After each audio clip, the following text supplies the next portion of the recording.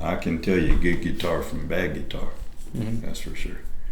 I'm not saying you got to spend $5,000, $6,000, $7,000 on a guitar. You can get a good guitar for $350 if you shop around. You know, but it ain't gonna be a Schaefer.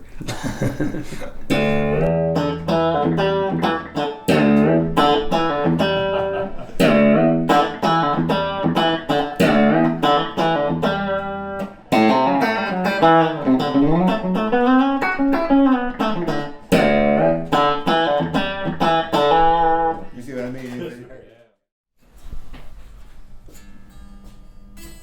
I was a classical guitar major in college in Fort Worth. I heard of a job opening at a place called Rhythm Band Instrument Company, and it was a shop over in the rough part of Fort Worth on the east side. But they were the biggest importer of musical instruments in the United States, maybe in the world.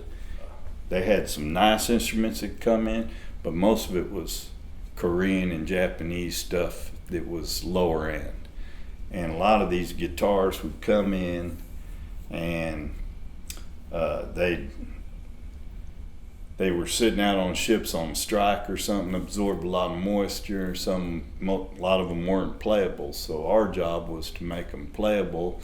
If they weren't playable, we took them to a bandsaw. We cut the bodies in half, and we cut them in half and throw them out in the dumpster. Well, we started getting smart, you know, and a bunch of us went out there at night and we'd go dumpster diving and get the good necks and the good bodies. So if we had a guitar the neck was good, we'd make sure we didn't hurt it, but we cut the body. If we got one with the body good, we, cut the neck and make sure we didn't hurt the body. And we were getting those things out of the dumpster, and we started resetting the necks, the good necks on the good bodies, taking them up to the pawn shop. We were getting $50 each for them. That was the beginning of my career. Yeah. So this is one of 3 gold tops I built. I call it the 235, which is a cross between a 175 and a 295. If you add them up and divide by 2, it comes out 235. So this is the EAS Schaefer 235. Then this one back behind it is a 16-inch lower bow wide. And it's just one of my 16s, very nice guitar. This is a unique guitar because it's my Telly model, but it has a set neck with a blended heel, so your hand comes up and fits in there like a glove. There's not a Telly out there like that. My guitars, if you ask me what do my guitars sound like, I'd say they have a real woody sound, and my players will agree with you. It's a woody sound.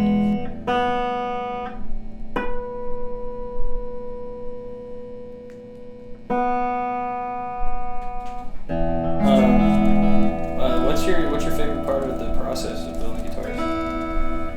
Well, that's a hard one.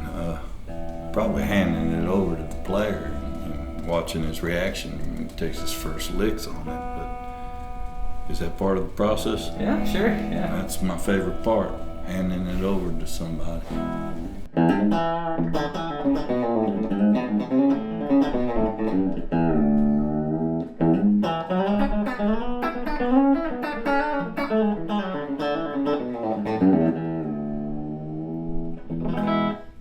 Is there like a crown jewel guitar in the shop right now? Or... You're looking at it. Nice. That thing is designed to look like an Epiphone Emperor from 1937. However, I did not trace it. I actually drew that guitar from a little picture on my iPhone. I drew the pick guard from a little picture on my iPhone. So if you put that template over the template on an Emperor, it sure ain't gonna match, but it sure looks like one.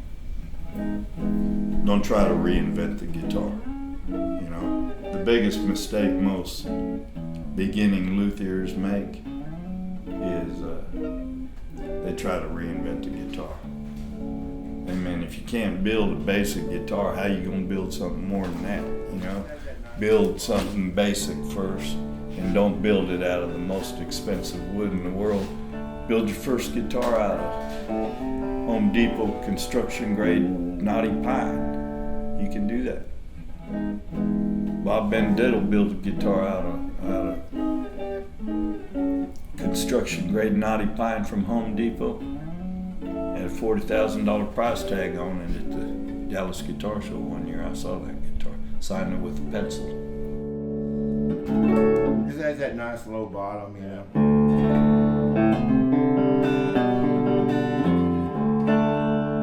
So Bob Benedetto was considered one of the greatest living makers.